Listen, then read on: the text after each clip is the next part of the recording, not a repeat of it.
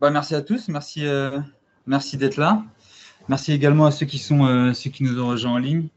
Donc le sujet aujourd'hui, c'est Power Platform avec Azure DevOps. Donc, comment professionnaliser tous nos devs Power Platform justement avec Azure DevOps. Donc comme on en parlait juste à l'instant, il y a d'autres possibilités comme GitHub par exemple. Microsoft pousse pas mal GitHub. Moi, je suis plutôt parti sur Azure DevOps, mais grosso modo, vous pouvez faire la même chose avec GitHub. Du coup, hop, j'ai perdu ma vue. Là.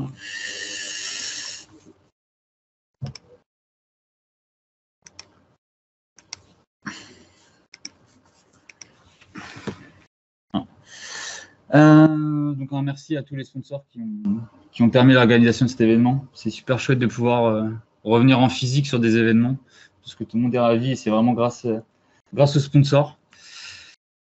Pour me présenter, donc moi je suis Théophile Chiline, je travaille chez Abalone, qui est la société de Patrick Guimonet que vous connaissez peut-être. Donc je suis archi sur les solutions Microsoft 365 et Power Platform. J'ai vraiment un ADN très SharePoint à la base, SharePoint Teams, et puis j'ai dérivé sur Power Platform il y a 4 ans. Et donc aujourd'hui, je ne fais plus que des solutions avec SharePoint, j'en fais également avec Dataverse. Et l'idée, c'est vraiment j'accompagne les sociétés non seulement dans le développement de leurs solutions, dans le coaching de leur équipe de dev, dans les coachings de leurs citizens, et sur toutes les parties gouvernance, administration de la plateforme. Donc comment enabler la plateforme au sein de sociétés, que ce soit des comptes de 10 000 personnes ou des comptes de 100 000 personnes aussi. Et je suis donc du coup MVP Business Application depuis cette année. J'ai un blog sur lequel je poste pas assez, mais il y a 2-3 articles, qui sont sympas. La session d'aujourd'hui a été co-construite la semaine dernière avec mon collègue Franck, avec qui bosse aussi chez Abalone. Donc vous allez voir un peu son nom partout. Alors en introduction, c'est le pourquoi de cette session. Pourquoi cette session? Parce qu'aujourd'hui, la plateforme, elle a gagné en maturité. Power Apps, ça fait 4 ans et demi que c'est sorti. Il y a eu un investissement hyper fort. Et là où avant, on faisait joujou avec des apps de productivité dans Office 365, où Dataverse était assez peu utilisé, mis à part dans Dynamics. Aujourd'hui, on se rend compte qu'on commence à avoir énormément de projets. Tous nos clients investissent dedans. Donc, on a vraiment de plus en plus de projets. On a des développements qui sont de plus en plus critiques. On n'adresse plus que des petits besoins de productivité, mais on adresse vraiment des solutions métiers qui sont critiques et qui ont un impact, par exemple, sur le chiffre d'affaires de l'entreprise. Et puis, on a aussi une multiplication des développeurs. Pourquoi? Parce que plus de projets nécessitent plus de développeurs pour répondre aux besoins. Et donc, l'idée, c'est de se dire maintenant que cette plateforme, elle atteint ce niveau de maturité, comment on fait pour professionnaliser, fiabiliser tous les devs qu'on fait? Et puis, en fait, on s'inspire tout simplement des méthodes de développement traditionnelles avec du contrôle de code source, de la revue de code, de l'intégration, du déploiement continu, etc.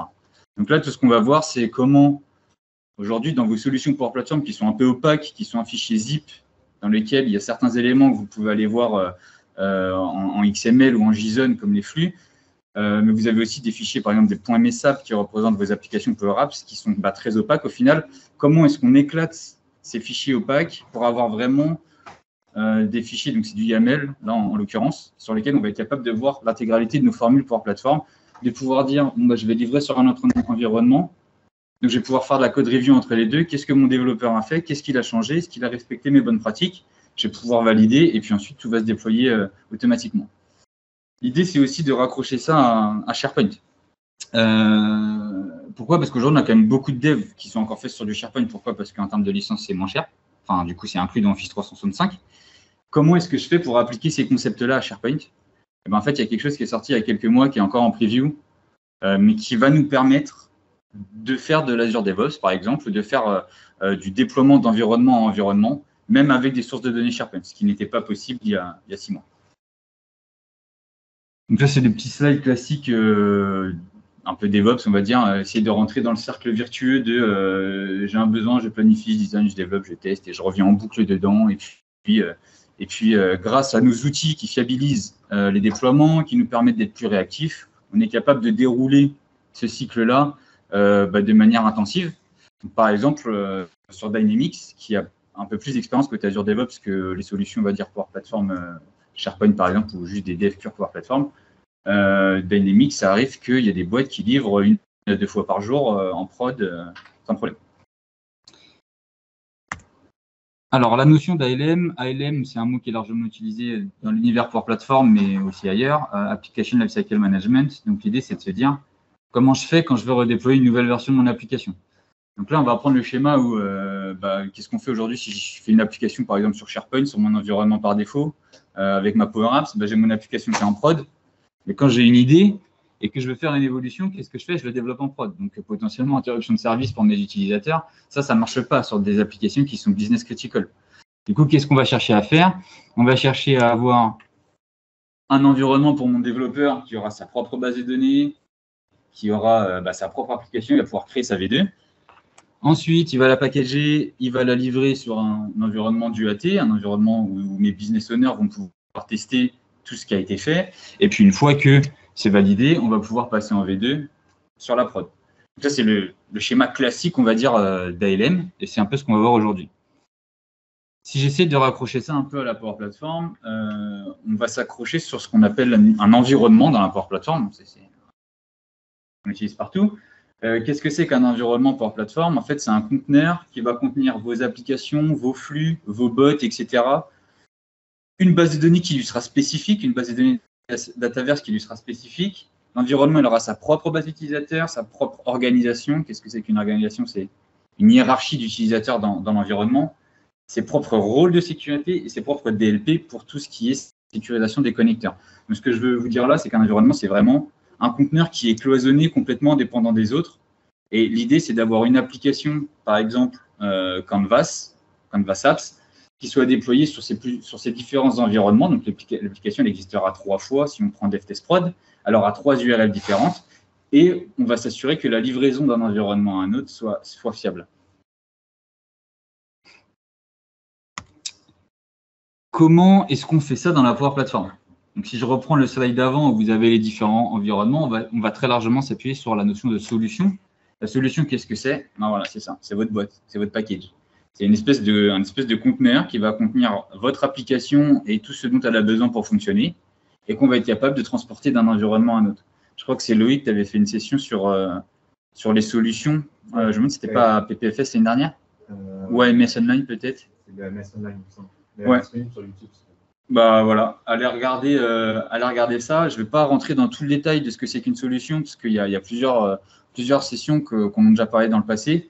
Mais du coup, la solution, qu'est-ce que c'est? C'est cette espèce de conteneur qui va contenir l'intégralité de nos personnalisations Power Platform. On appelle ça des customisations Power Platform.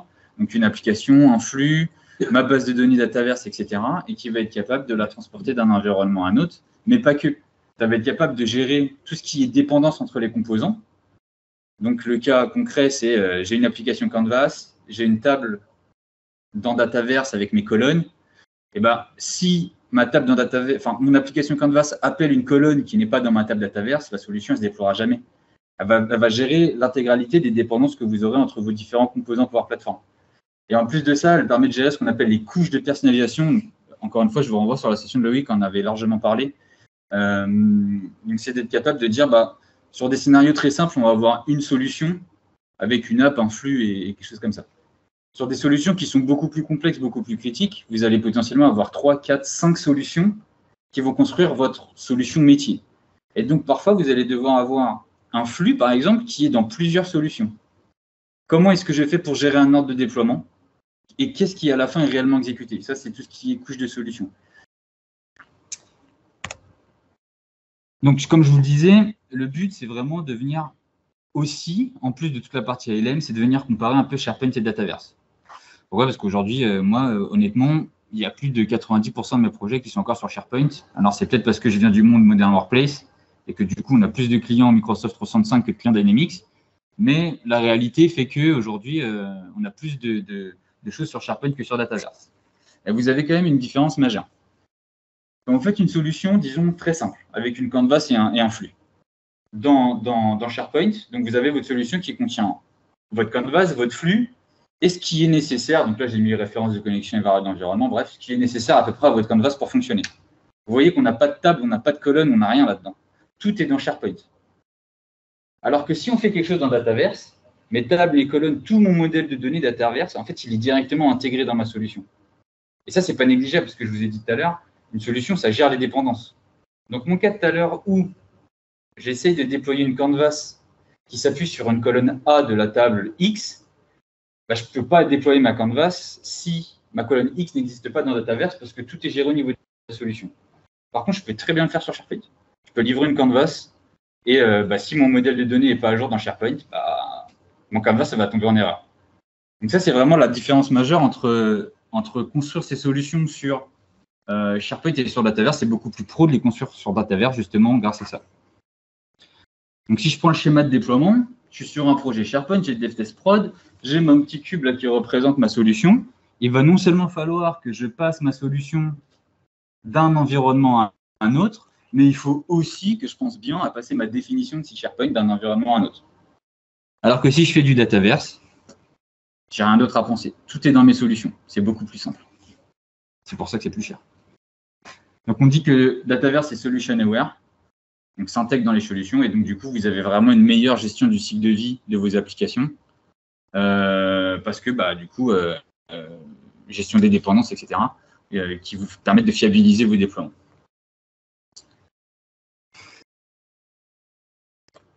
Petit slide juste rapide pour vous parler de comment est-ce que vous pourriez dupliquer votre site SharePoint via l'interface graphique. Vous pouvez le faire à la création, dire que sur votre site de prod, vous créez une liste qui a la même structure que votre site de dev. Ça marche qu'à la création. Et après, ce que vraiment va être recommandé, c'est d'utiliser PNP PowerShell. PNP, c'est donc un projet open source de Microsoft qui met à disposition des commandettes PowerShell pour attaquer SharePoint Online et qui va nous permettre de venir exporter un fichier XML, par exemple, qui contient toute la définition de notre site et pouvoir la réimporter sur un autre site. Donc là, on fiabilise. Pourquoi? Parce qu'on s'assure que les noms techniques de nos colonnes sont exactement les mêmes. Donc tout est scripté, il n'y a aucune action humaine et c'est beaucoup plus fiable. Donc, si vraiment on veut faire de l'ALM avec SharePoint, PNP. Ouais. Par contre, pour être administrateur, pour pouvoir extraire les informations avec PNP. Oui et non. Oui et non. Pourquoi? En gros, avec la nouvelle version de PNP, vos administrateurs, ils ont l'obligation de venir approuver l'utilisation de PNP sur le tenant. Pourquoi? Parce qu'au niveau de l'authentification, maintenant, il y a une authentification qui va passer également par Graph. En fait, les nouveaux commandettes PNP s'appuient largement sur Graph API, et donc on a besoin d'un consent sur le tenant. Après, en tant que membre du site, je peux tout à fait, une fois que c'est approuvé sur mon tenant, je peux tout à fait utiliser PowerShell, venir me connecter, et j'aurai le droit de faire que ce que j'ai le droit de faire en tant que membre du site sur le SharePoint. Donc, je pourrais tout à fait lire mes tables, etc. Ça ne pose pas de problème. J'ai essayé de le faire hier, ça n'a pas marché. Je n'ai pas dû faire les bonnes commandes. Est-ce que PNP était approuvé sur le tenant? Je ne sais pas. Ouais, mais ça, vous pouvez le savoir assez rapidement, on pourra regarder en fin de séance si vous voulez. Moi, j'avais l'habitude de faire des trucs un petit peu en sous-marin comme ça, vu que de toute façon, c'est du verbac. Hein. Donc, moi, j'ai des droits dans SharePoint, que je le fasse manuellement de manière automatisée, j'ai le droit de le faire. Donc, avec les anciens commandettes PNP, je m'installais sur les postes des clients sans passer par l'IT ni rien. Je m'installais dans ma rush user mes commandettes PowerShell, j'exécutais mon truc, je me connectais, je récupérais mon truc de site. Pas de problème. Et en fait, maintenant, ça m'est arrivé un client sur lequel je ne peux pas me connecter à distance chez eux, je suis obligé d'être sur place. Il est à Paris, je suis à Nantes, c'est chiant. J'ai dû faire tout le déploiement en partage de connexion et prise de contrôle à distance. C'était assez chiant. Mais ouais, PNP, c'est vraiment la façon de faire. Si vous voulez dupliquer vos sites SharePoint de manière fiable, il n'y a pas 15 000 solutions, c'est PNP. Ou alors, vous pouvez vous amuser à recréer PNP avec du Césum ou des choses comme ça, ou de l'API REST. Mais bon, vous allez y laisser des plumes, je pense. Du coup, pour rester dans l'univers purement SharePoint, on va parler de ce qui est sorti il y a quelques mois qui s'appelle les variables d'environnement de type data source. Donc, une variable d'environnement, ça porte assez bien son nom. C'est une variable qui est au niveau de l'environnement, qui a une valeur et qui peut avoir une valeur qui est différente d'un environnement à un autre. Et en fait, le concept, c'est le suivant. C'est j'ai mes environnements pour la plateforme qui sont en haut. Et pour chacun de mes environnements, je vais avoir un site SharePoint qui est différent. Et le petit icône là, c'est Microsoft List. Donc, chaque site aura ses propres listes. Le but, évidemment, c'est qu'au moment d'une livraison, ils aient tous la même structure, la même définition. Donc, le concept, c'est ça. J'ai 3 environnements, 3 sites distincts avec des URL distinctes et des listes distinctes. Ce qu'on faisait avant. Avant, vous avez donc dans votre solution, votre Power App, c'est votre flux Power Automate. Et directement dans votre Power Apps ou votre flux, vous disiez j'attaque ce site, cette liste. Donc, vous aviez des références en dur à l'URL et aux ID des listes pour faire fonctionner votre app et votre flux. J'ai parlé de variables d'environnement avant, du coup, vous voyez à peu près où je vais en venir. Ce qu'ils ont fait, c'est qu'ils ont créé une couche d'abstraction au niveau des variables d'environnement qui vont stocker l'URL du site, l'ID des listes et qui vont nous permettre de déployer d'un environnement à un autre sans jamais avoir à modifier notre app parce qu'on va juste modifier les valeurs de nos variables d'environnement. Il n'y a rien de révolutionnaire dans le concept, mais c'est révolutionnaire dans la LM SharePoint et Power Platform, ça change tout. À tel point que c'est encore en preview, mais moi je commençais à l'utiliser pour préparer le moment où ça passe GA, parce que sinon il va falloir que je repasse dans toutes mes apps pour rechanger toutes mes connexions. Partout où ma source de données elle est appelée, il va falloir que je le change pour, au lieu de brancher directement sur ma source de données, que je le branche sur ma variable d'environnement.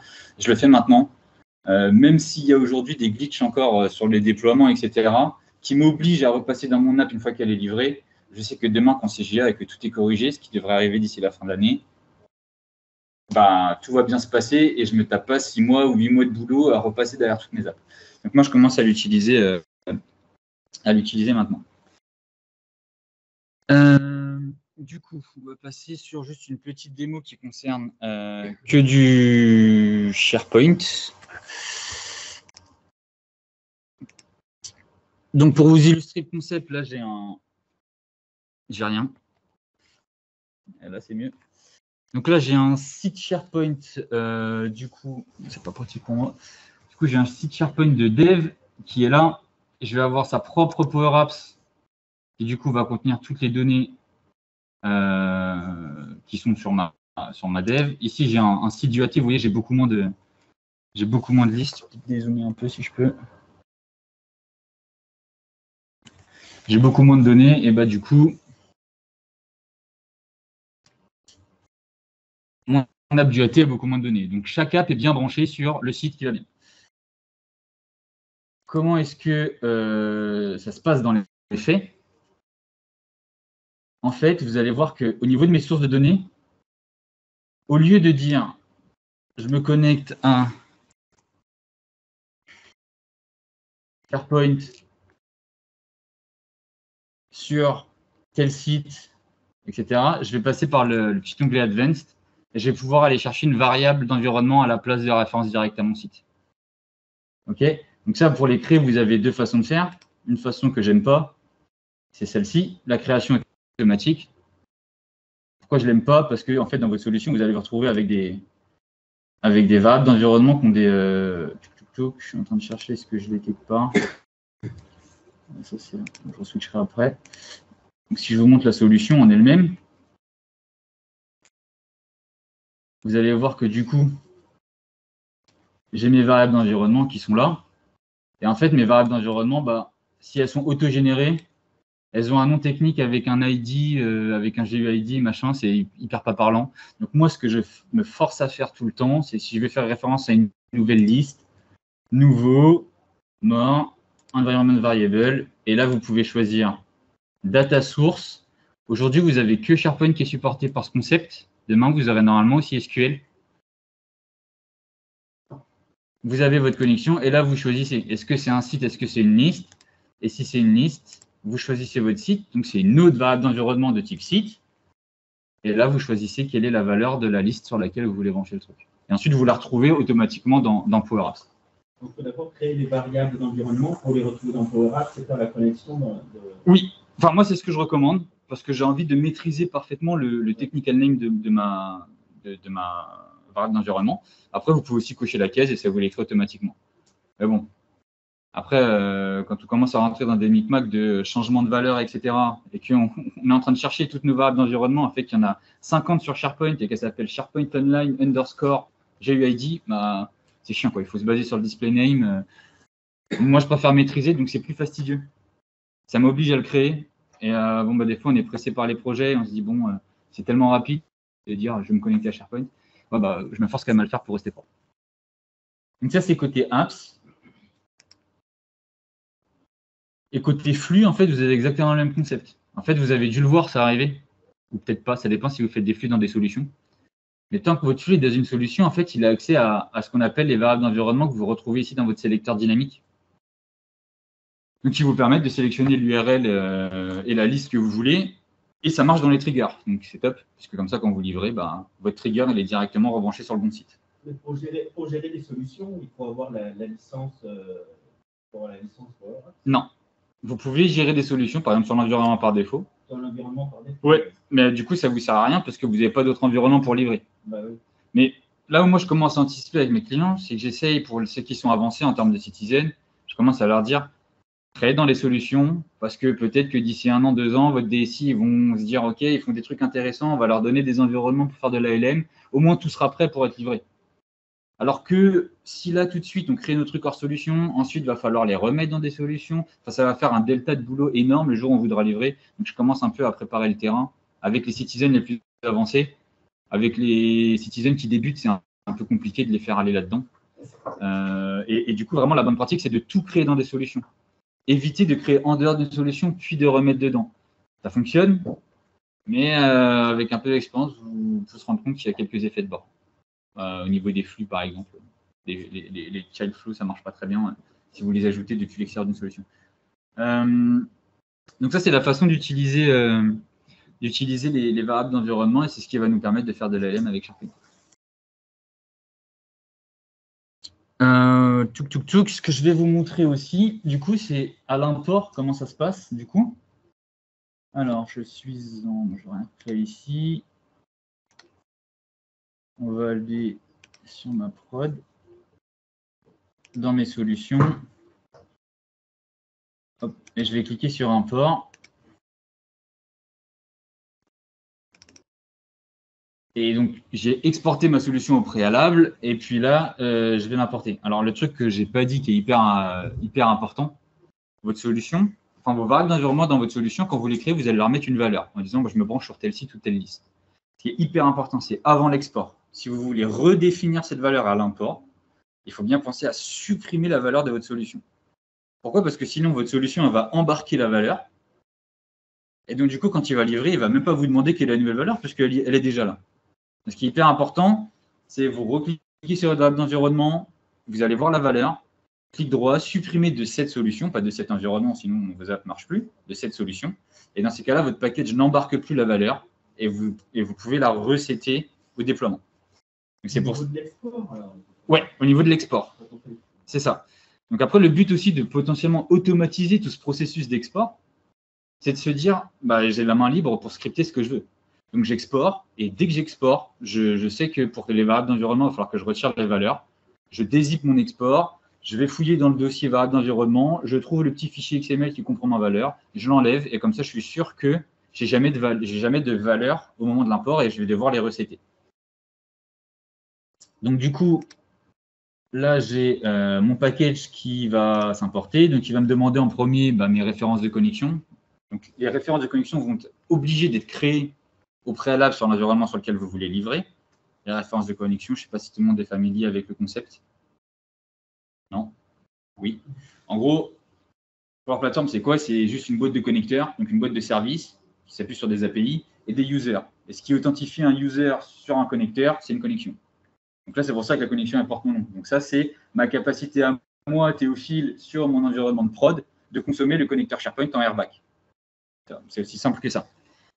Donc là, il me demande mes références de connexion. Et puis après, bah là, il me demande mes variables d'environnement. Ah ok, tu veux livrer en prod. Je ne connais pas ces variables-là. Bah ok, bah quel est ton site pour ça? Bah, j'ai pas de site de prod, donc je vais prendre l'UAT par exemple. Et puis là, il va me filtrer, mais ok, quelle est telle liste, etc., etc. Et donc, du coup, je vais pouvoir tout rebrancher comme ça. Et la prochaine fois que je vais livrer, il va dire, bon, ces valeurs-là, je les ai déjà, ça ne me sert à rien de les redemander. Et puis, comme ça, vous allez pouvoir livrer de manière automatique. Et toutes vos nouvelles livraisons, comme elles s'appuient sur les nouvelles valeurs sur votre environnement cible, toutes vos nouvelles livraisons de Canvas ou de Flux sont directement branchées sur votre bonne data source. Donc là, elles apparaissent parce que vous avez enlevé auparavant dans le fichier. Oui, tout à fait. Et par contre, si on ne les avait pas enlevés, on aurait pu aller dans la solution et puis changer les variables dans la solution. C'est presque comme ça que ça marche, mais c'est l'idée. C'est l'idée, c'est presque comme ça que ça marche. Il faut encore bidouiller un peu parce que c'est encore en preview. Mais dans l'idée, oui, c'est ça. Microsoft, dans sa doc, dit par exemple, vous devez, donc il faut aller dans ce qu'on appelle la solution par défaut pour changer leur valeur. Si vous désactivez et réactivez vos flux, ça marche. Dans les faits, ça ne marche pas encore. Donc la bidouille, je ne sais pas si tu l'avais celle-ci. c'est d'aller directement dans Dataverse changer les valeurs. Et ça marche apparemment. C'est Jérémy Laplaine qui m'a dit ça la semaine dernière. Donc, vous pouvez les changer à la volée. Mais comme je vous le disais, vous avez encore des bugs. Donc, par exemple, en Power Apps Canvas, c'est encore un peu bugué, surtout quand vous utilisez des colonnes de type Choices ou Personne dans SharePoint. Ils ne remappent pas correctement. Mais ça, ils ont promis de le gérer d'ici la fin de l'année. Donc, il ne faut pas sauter à la base quand on exporte. Ouais, quand vous exportez à la base, ouais. Du coup, moi, c'est vraiment… En fait, je l'ai fait un peu à l'inverse. Maintenant, je me dis, dès que je crée ma variable d'environnement, je mets la valeur et tout de suite, je l'enlève. Comme ça, je sais que les prochaines fois où j'exporte, elle ne sera pas présente parce que souvent, quand on exporte, on est un peu dans le rush. Faut que je livre, faut que je livre. Et on oublie toujours. Et après, c'est chiant, quoi. Une fois que la valeur, elle est setée, faut aller bidouiller vu que le truc n'est pas encore hyper sec. Donc, moi, maintenant, dès que je crée une valeur dans une variable d'environnement, je l'enlève tout de suite. Donc, quand vous créez une valeur dans une variable d'environnement, ça va l'enregistrer dans l'environnement directement. Exact. Vous pouvez la supprimer de la solution. Exact. Ça ne va pas affecter l'environnement. Exact. C'est exactement comme ça que ça marche. D'accord. En fait, vous avez votre solution qui est votre package de personnalisation. Ce package-là, il peut contenir la définition de votre variable d'environnement. Une fois que vous la créez pour la première fois dans la solution, elle va tomber dans le système de l'environnement dans lequel vous l'avez créé. Votre valeur, c'est pareil. Vous la créez dans votre solution. Du coup, elle tombe dans le système, donc dans l'environnement sur lequel vous êtes. Et ensuite, juste dans votre package, vous retirez la solution. Ce n'est pas pour autant qu'elle est supprimée du système. Et donc, votre application, quand elle va fonctionner, elle va regarder, oh, j'ai rien dans cette solution, je vais aller plus bas, ah, j'ai trouvé ma valeur. Donc, du coup, je vais l'utiliser. Je peux vous le montrer, hein. C'est vrai que je ne voulais pas montrer, mais je ne vais pas importer. Je peux vous le montrer. Et là, vous partiez d'un environnement à un autre dans le même tenant, mais quand on passe d'un tenant à un autre tenant, c'est plus ou moins la même chose. C'est pareil. Moi, maintenant, je ne m'embête plus, je dev sur mes tenants et je livre chez mes clients. Ouais, voilà. Je pourrais même, si on poussait à l'extrême, exactement, c'est ça. Surtout bien porter sa source de données d'un environnement à un autre, si c'est du SharePoint, si c'est du Dataverse, aucun problème, c'est inclus dedans. Je pourrais même, en poussant un peu, développer sur mon tenant et livrer en CI/CD chez mes clients. Et là, on commence à rentrer dans un modèle ISV qui est quand même intéressant. Dès l'instant, on va avoir des modèles d'applications qui sont utilisés un peu partout. Ou pour une société qui est multi-tenant, on commence à rentrer dans des modèles qui sont intéressants. Donc, si je vous montre, est-ce que j'ai une variable d'environnement ici? Je ne suis pas sûr. Non, j'ai qu'une table. On peut peut-être en créer une.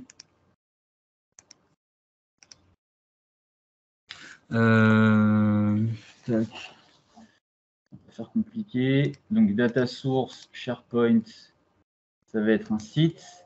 Il va me demander du coup ma valeur. Donc, ça, c'est ma définition. Qu'est-ce que c'est que ma variable d'environnement? Je vais lui donner une valeur. Voilà. J'enregistre. Donc là, il est en train de créer la variable à la fois dans ma solution, mais surtout dans le système, vu que je suis en train de la créer. Il m'ajoute aussi du coup ma valeur. Et maintenant, ce que je fais, c'est que je viens là, Edit. Et tout de suite, au niveau de la valeur, je la remove de la solution, pas d'environnement. Comme ça, je sais que quand je vais exporter, elle ne sera pas inclue, on va me la demander quand je vais l'importer. Tac. Donc ça, c'était pour la démo ALM avec SharePoint. On va parler un peu plus Azure DevOps maintenant, je pense que c'est ce qui intéresse peut-être le plus. Donc, on va utiliser deux outils différents. On va utiliser Azure DevOps, qui est composé lui-même de plein d'outils, mais on va utiliser majoritairement le repo et les pipelines. Donc, le repo qui est un repo Git, qui va nous permettre de faire du contrôle de version, qui va nous permettre de faire de la revue de code, qui va nous permettre de gérer les merges entre ce que j'ai en dev, ce que j'ai en prod, etc. Et on va utiliser les pipelines. Les pipelines, c'est quoi? Ça va nous servir à ordonnancer, à automatiser la construction de nos builds, donc la construction de nos packages à livrer, et la release de nos builds sur les environnements où ça nous intéresse de les déployer. Et pour que Azure Pipeline puisse fonctionner avec la Power Platform, vous avez une extension qui s'appelle Power Platform Build Tool. Et en fait, directement dans vos Azure Pipelines, vous allez retrouver des actions exporter une solution, importer une solution, dézipper une solution, enfin unpack une solution. Et donc, du coup, en fait, il prémâche complètement le travail. Donc ça, c'est bien, c'est en GA de mémoire. Donc, ça fonctionne. Après, il y a un deuxième outil qui est hyper intéressant, qui est un expérimental encore aujourd'hui ou un preview, je ne sais pas. C'est Power Platform CLI, donc c'est une command line interface. qui nous permet de manipuler, grosso modo, tout ce que vous avez côté Power Platform. Elle permet de vous authentifier sur les environnements, elle permet de gérer toutes vos solutions, donc importer, exporter, etc. Elle permet de gérer vos portals, enfin bref, grosso modo tout. Et elle a un avantage, elle a une fonction que Power Build Tool n'a pas, c'est qu'elle permet de unpack une canvas. Donc une application canvas, c'est un fichier .msap. Si vous faites l'export sur votre canvas, vous avez un fichier .msap qui est un fichier propriétaire Microsoft. C'est une boîte noire pour vous. Vous ne savez pas ce qu'il y a dedans. Et en fait, dans Power Platform CLI, ce qu'ils ont fait, c'est qu'ils vous ont permis de unpack la canvas. Donc de l'éclater en une multitude de fichiers qui sont compréhensibles. Et à partir du moment où en fait, ça va vous générer ces fichiers YAML, bah, libre à vous de venir comparer ce que j'ai en dev, ce que j'ai en prod. Hop, vous avez l'Azure Repo qui vous highlight directement quelles sont les différences entre les deux. Ah bah ok, ça me va, il a bien respecté en dev les conventions de nombrage qu'on s'était dit. Je merge, je vais merger, donc mes branches vont se merger. Du coup, tout ce que j'ai fait en dev va atterrir dans ma branche. Je ne parle que de repo, je ne parle pas d'environnement, de prod par exemple, ou main. Et automatiquement, du coup, une fois que le merge s'est bien passé, je vais déclencher des pipelines qui vont aller régénérer une solution derrière ce code source qui est stocké dans le repo, le déployer en UAT.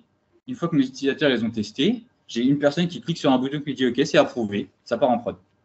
Et en fait, c'est ça qu'on va montrer, tout de suite. Donc le concept, c'est celui-ci. Donc vous avez dev, test et prod. En dev, vous avez votre solution. Ici, vous avez un premier pipeline qui vous permet d'aller sur la dev, éclater votre solution en des fichiers compréhensibles et les stocker dans votre repo. Ensuite, vous avez ce qu'on appelle une pull request qui permet de dire je veux merger ce qu'il y a dans dev vers main. Donc, il va merger les deux, il va regarder toutes les différences qu'il y a et puis il va les merger. Donc là, je vais avoir toutes mes nouvelles, ma V2 en fait qui sera dans ma branche main. Et automatiquement, grâce au CICD, ce qu'il va faire, c'est qu'il va reconstruire une solution, il va la livrer en test. Et dès que c'est livré en test, après une approbation, il va reprendre cette solution et puis il va la livrer en prod. Et c'est ça qu'on va regarder maintenant, s'il me reste suffisamment de temps, mais ça devrait aller. Donc ça, on peut toujours le faire avec deux tenants différents. Et ça, vous pouvez le faire avec deux tenants différents, modulo, bien sûr, votre authentification sur les différents tenants. C'est-à-dire que avec Power Platform, avec Azure DevOps, pour vous authentifier sur vos environnements Power Platform, vous avez besoin d'une application Azure AD, vous avez besoin que cette application Azure AD ait des droits sur votre environnement Dataverse, et à partir du moment où vous avez ça, grosso modo, vous pouvez livrer. Il faut demander des droits admin alors sur Dataverse. Ouais. Moi, je préfère livrer avec un droit système admin parce que trop d'effets de bord à aller essayer d'avoir des droits fins. Mais ouais, c'est pas du least privilege, quoi. On pourrait aller plus bas, mais ça m'est déjà arrivé d'avoir des solutions un peu complexes où j'ai par exemple 4 solutions qui forment ma solution métier et j'ai des dépendances dans tous les sens. Même en interface graphique, hein, ils m'ont envoyé chier pour déployer. Et du coup, j'ai demandé à 2-3 collègues qui font ça depuis longtemps sur Dynamics. Ils m'ont dit, mais mettons en système admin, parce que sinon, tu vas pleurer pour essayer de trouver le bon droit qui te manque, machin. Donc, bon, voilà, je passe en système admin.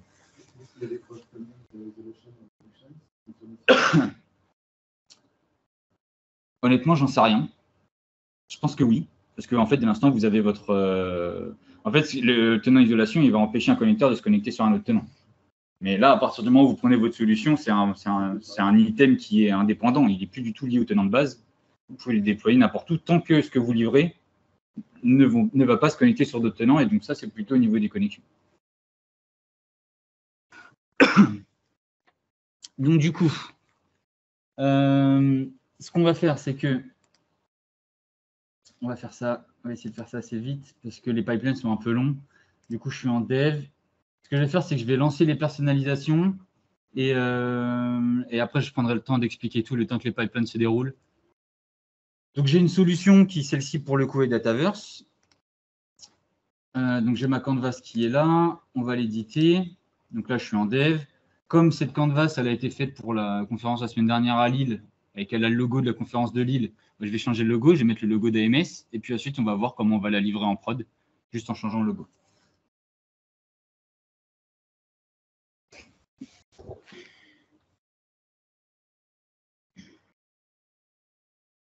Je regarde au passage s'il y a des questions dans le chat. C'est bon. Alors. Pour Azure DevOps, vous utilisez la licence incluse dans Microsoft 365. Je crois qu'il y a 5 utilisateurs autorisés dans gratuit, et après, je pense qu'il faut payer. Ouais, je ne suis pas du tout un spécialiste de. Ouais. Ouais. Moi, pour l'instant, je ne paye rien, je suis tout seul sur mon tenant, donc ouais. Pas de problème. Oui, parce qu'au niveau des licences, pour avoir plusieurs environnements, il faut avoir une licence. Alors, en soi, non. Pour créer des environnements Power Platform, vous n'avez pas besoin de licence. Vous avez besoin de capacité de stockage. Et cette capacité de stockage, vous l'avez en achetant de la licence. Donc, ouais, grosso modo, ouais. Moi, j'en ai acheté une, juste pour avoir les 10 gigas de capacité de stockage sur mon tenant et me créer mes 4 environnements. Ouais, okay. Et c'est tout.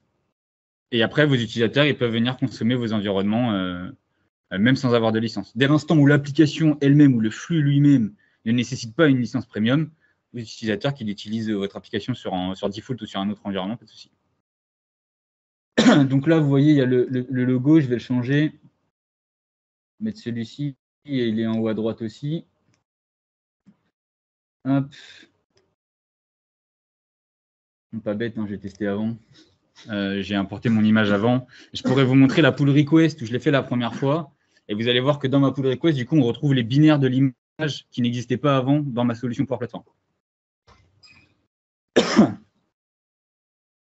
Donc, du coup, je publie. On va aller regarder l'application en dev, comment elle est. Publier la solution aussi. La bonne pratique, c'est de publier les personnalisations au niveau de la solution. Mais ça marche surtout quand on fait du Dataverse. Enfin, c'est vraiment nécessaire quand on fait du Dataverse. Ouais, non, c'est moins nécessaire. Enfin, ça reste une bonne pratique. Donc moi, ce que je fais, c'est que par exemple, avant d'exporter, mes pipelines, ils publient. Avant d'exporter, ils publient toujours pour être sûr qu'ils exportent la bonne version. Vous pouvez contrôler la publication depuis. Exactement, oui. Pas de la canvas, de la publication de la solution, ce qui est un peu différent. Et là, c'est vraiment, c'est vraiment une notion Dataverse. Donc là, vous voyez que j'ai bien les nouveaux logos. Et en théorie, si je vais sur ma prod et que je prends mon application qui s'appelle 2, j'ai pas le même logo. Donc là, on rentre dans un bug que j'ai depuis ce matin, où j'ai mon application qui se refresh en boucle. Je n'arrive pas à comprendre pourquoi. Donc jusqu'à présent, ça marchait sur la prod. Je vais tester sur l'UAT.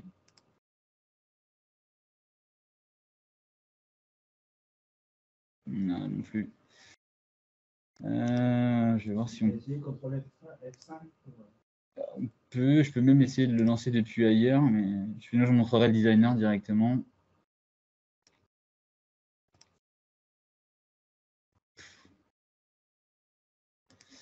Bon, ce que je vais faire, c'est que je vais quand même lancer le merge, parce que sinon, vous n'allez pas voir les pipelines tourner, ça ne va pas être intéressant.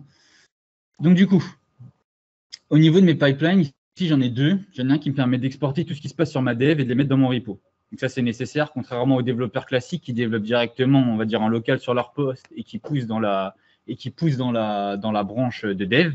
Bah, nous, on développe sur le serveur directement, puisqu'on développe dans Power Platform directement. Donc là, ce pipeline-là, c'est quelque chose que les développeurs classiques n'ont pas, mais dont nous, on en a besoin pour fonctionner. Du coup, j'ai juste une petite variable ici qui me permet de changer ce que j'ai fait. Donc, changement de logo AMS.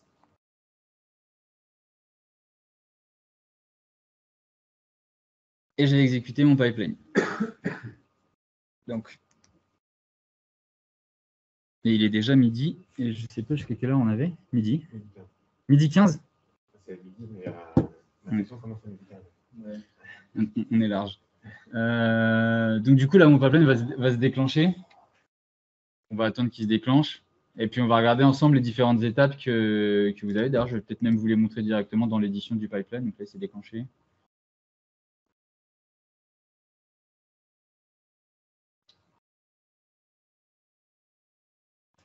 Donc, premier truc que je fais, c'est que j'installe le Power Platform Build Tool dont je vous ai parlé tout à l'heure pour pouvoir faire toutes les commandes d'après. Ensuite, c'est ce dont on parlait à l'instant, je publie toutes mes personnalisations. Donc là, je lui donne un service connexion. Donc en fait, c'est quelque chose que j'ai configuré dans mon projet Azure DevOps qui me permet de me connecter à mon environnement de dev. Je pourrais vous montrer tout à l'heure comment ça marche. Donc là, vous voyez, ça supporte le MFA, c'est une application Azure AD, donc il n'y a pas de souci. Ensuite, ce que je vais faire, c'est que du coup, je vais venir exporter ma solution.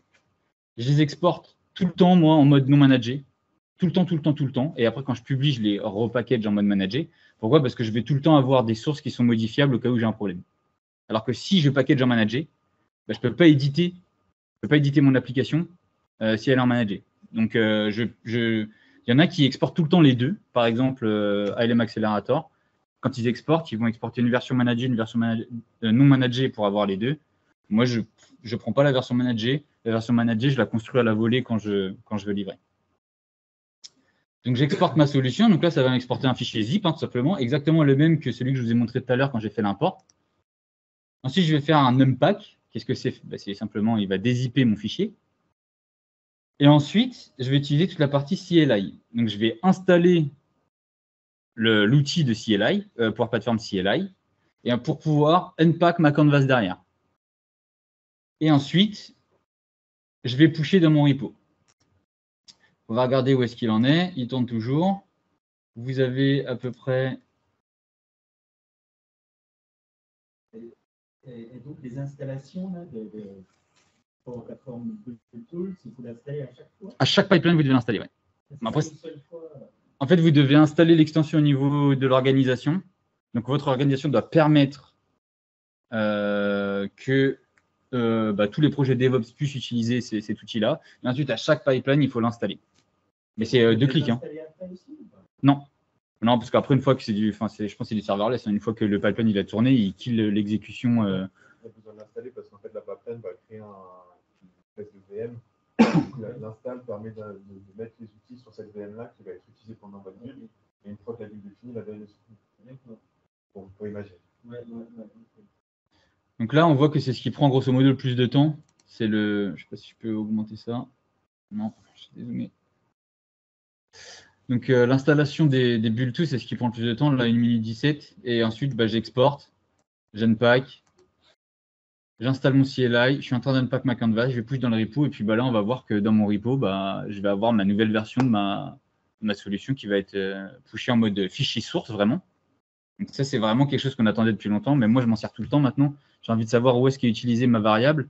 Plutôt que de m'emmerder dans le designer Power Apps Canvas, j'exporte, j'unpack tout. Je vais dans VS Code, je cherche l'utilisation de ma variable. Je pourrais même la renommer, quelque chose qui est hyper chiant à faire dans le designer de Canvas, renommer une variable. Maintenant, je le renomme dans VS Code, je repackage tout, je livre ma solution, ma variable renommée, puisque j'ai accès au code source. C'est en expérimental, je le répète, c'est en expérimental. Donc là, mon pipeline, c'est terminé. Du coup, vous allez voir que si je viens sur ma branche de dev, en théorie, on va pouvoir traquer les changements. Donc là, on voit que Power Platform Solution, j'ai bien eu un changement à l'instant par Théophile, changement de logo AMS. Et si je vais voir, du coup, donc tout ça, ça n'a pas changé. Hein. Si je vais voir dans ma canvas et que je regarde mes sources, on va retrouver exactement le fichier qui a été changé. Donc c'est celui-ci. Donc mon screen caché 2, mon screen caché n'ont jamais été modifiés, d'ailleurs depuis le 6 octobre. Par contre, j'ai bien un changement au niveau de celui-ci à l'instant. Ce que je vais faire maintenant, c'est que je vais créer ce qu'on appelle une pull request. Donc de dev vers main. Il reprend mon dernier commit. Je le crée. Et qu'est-ce que ça me permet de faire? De la code review. Parce que du coup, il va venir comparer ma branche main et ma branche dev. Et je vais pouvoir regarder exactement qu'est-ce qui s'est passé entre les deux. Oui, c'est bon. Hop, merci. Très bien. Du coup, si je regarde mes sources, je vois que j'ai uniquement un changement au niveau de cet écran source-là. Et je peux retrouver ici exactement la formule qui a été changée. Donc, sur mon rectangle 1, non, pardon, sur mon image déco 2, j'ai changé la propriété image. C'était avant Power 365 et c'est devenu AMS Logo. Donc là, je me dis, par exemple, mon développeur, il a fait n'importe quoi parce que je lui avais demandé de préfixer les images avec une convention de nommage particulière. Il ne l'a pas fait. Je lui refuse sa merge request. Ou je lui mets un petit commentaire en lui disant, la prochaine fois, s'il te plaît, change ton nom d'image avant que je merge. Donc, du coup, pour assurer une qualité du code qu'il y a derrière, ou tu n'as pas commenté ton truc, il a fait une formule à 50 lignes, il ne l'a pas commenté. Bon, je ne merge pas tant qu'il ne l'a pas commenté. Et donc là, je peux dire... je complete mon merge. Et du coup, qu'est-ce que ça a fait? Ça a fait en sorte que du coup, tous mes changements arrivent sur ma branche main. Et ce qu'on a fait, c'est que automatiquement, j'ai un pipeline qui se déclenche. Juste parce que j'ai un merge qui s'est fait dans ma branche main, j'ai dit ce pipeline se déclenche dès que j'ai un changement dans le dossier Power Platform Solution de ma branche main. Et donc là, lui se déclenche. Et qu'est-ce qu'il fait? Il est en train de nous construire cette solution managée qu'on va pouvoir déployer en UAT et en prod. Donc pareil, ça va prendre un peu de temps. Donc je vais aller un peu dans le pipeline pour regarder clairement ce qu'il fait. Mais ça devient une solution managée. oui, ça devient une solution managée. Pourquoi? Parce que la non managée, elle doit rester sur votre dev. Dès l'instant où je dis sur un environnement downstream, je ne veux pas qu'il y ait de modification sur ces environnements-là. Je veux que la moindre modification, s'il faut changer une virgule, ça passe en dev, et ensuite ça passe en test, et ensuite ça passe en prod. On ne fera rien directement sur les deux environnements. Est-ce que vous exportez alors en non managé Oui. pour pouvoir faire des modifications dans les pipelines? Non, les modifications, parce que là, j'ai du mal à comprendre. J'exporte en non managé parce que imaginons que demain je livre en prod et je dois faire un hotfix et que j'ai continué à faire des devs sur ma dev. J'ai besoin de retrouver exactement les mêmes sources que celles qui ont été livrées sur la prod le 14 octobre à midi 6. Sauf que j'ai déjà commencé à faire des développements sur ma dev. Je ne peux pas reprendre ces sources-là. Il me faut les sources exactes qui sont sur la prod. Or, sur la prod, on a livré une managée puisque c'est notre production. J'ai besoin d'avoir la version non managée de ce qui est en prod pour pouvoir faire mon hotfix. C'est pour ça que j'exporte toujours en non managé pour avoir toujours la capacité de revenir sur n'importe quel environnement, modifier le code source, modifier les sources. Et dans ces cas-là, ce qu'on ferait, c'est qu'on créerait un environnement dédié à la correction du hotfix. On réinstallerait toute la solution en non managé, qui serait l'image exacte de ce qui est en prod à l'instant T. On corrige le bug, et puis on relivre en manage par-dessus. Et nos développements, ils attendront et ils rattraperont le niveau, de correction avant d'avancer dans leur développement. Alors, cette solution non managée, en fait, tu la sauvegardes où? Sur ton disque dur? Non, dans le repo. Ah oui, d'accord. Okay, c'est ça. Ma solution non managée, elle est éclatée en plein de fichiers compréhensibles. Okay, Elle est stockée dans le repo. C'est ça. Ouais, okay. Après, vous mettez de l'eau sur quelque chose qui est hyper important. Parce que moi, je voyais la solution non managée dans un environnement, mais en fait, elle ne vit pas dans un environnement, cette solution non managée temporaire. Elle est toujours sur ma dev, en vrai. Pour l'instant, elle est toujours sur ma dev. Bien sûr, au départ, elle est sur ma dev. La deuxième non managée que tu as exportée, elle vit dans tes repos. C'est ça, exactement. D'accord. Et dans un monde, je vais dire même parfait, on fait ce qu'on appelle des environnements JIT, Just in Time. J'ai besoin de faire une correction, je provisionne mon environnement Power Platform, je déploie mes sources, je corrige, je livre, je détruis mon environnement Power Platform, j'ai que ma prod. Et ça vous sauve de la capacité de stockage au fur et à mesure. Et voilà, ça vous permet de… Vous avez 5 projets. Si vous faites 3 environnements par projet, donc ça vous fait 15 gigas, vous n'allez pas forcément avoir du dev et du test tout le temps en même temps. Peut-être que vous allez pouvoir économiser des gigas sur votre stockage en faisant du JIT. On a bientôt terminé. Tant mieux. J'espère. Suivant. JIT, c'est différent de Git alors. Ouais, JIT, c'est l'acronyme de Just in Time. Git, c'est vraiment la… Oui, c'est vrai que c'est… Git, pardon, c'est la technologie qui vous permet de faire tout ce qu'il y a dans le repo là, un projet open source. Donc là, qu'est-ce que fait mon pipeline pour construire ma solution non managée? Parce que je vous rappelle, on a exporté du non managé, mais à la fin, on veut du managé. En fait, ce qu'il fait, c'est que déjà, il prend toutes les sources, il réinstalle Power Platform Tool et le CLI, parce que pour rappel, notre canvas, elle est éclatée, il faut bien la repackager. Donc là, il va nous repack notre canvas. Ensuite, il va nous repack toute la solution. Donc, je vais avoir une solution non managée packée, exactement comme l'export que j'avais fait sur ma dev. Ce qu'il va faire dans un premier temps, c'est qu'il va venir l'importer sur un environnement qu'on appelle de build. Il va l'importer en non managé sur un environnement où aucun utilisateur a accès. Il la déploie en non managé et tout de suite après, il la réexporte en managé.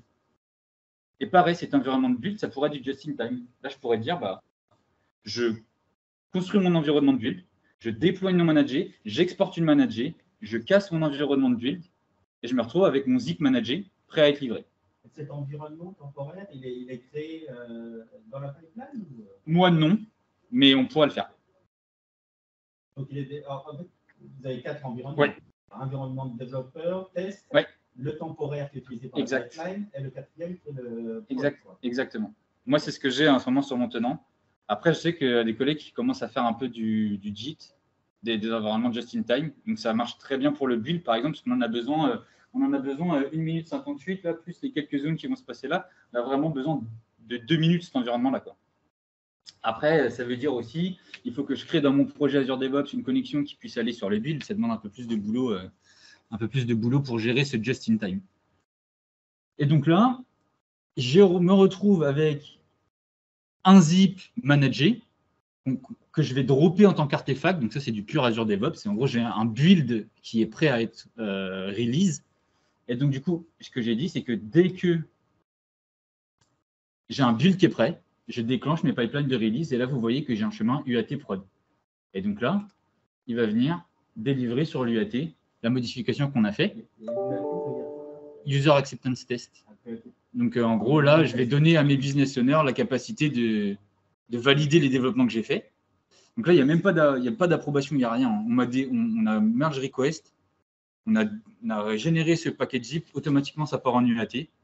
Il n'y a pas d'action humaine, il n'y a pas d'approbation, il n'y a rien. Par contre, pour livrer en prod, j'ai quand même mis une approbation.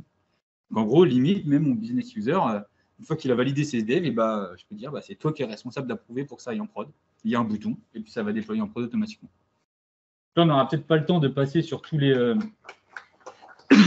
les étapes, parce que là, on en a peut-être pour 5-7 minutes de pipeline. Mais dans l'idée, il installe, c'est le plus rapide, hein, il installe les Power Platform Build Tool, il a son zip manager, import solution, publish customization, c'est terminé, c'est apporté en UAT. Donc là, il nous laisse encore, on va donner 3 minutes. Est-ce que vous avez des questions en attendant? Est-ce que ça vous a inspiré? Pardon? Oui, mais on va dépasser. Ouais, on peut se.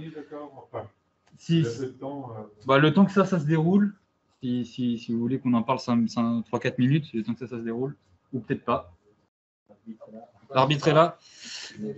Je resterai sur le Teams pour ceux qui sont à distance si vous avez des questions sur le sujet. Et puis, n'hésitez pas à me contacter. Hein, vous avez mon LinkedIn, etc. Donc, je serai ravi d'en parler avec tout le monde. Merci beaucoup.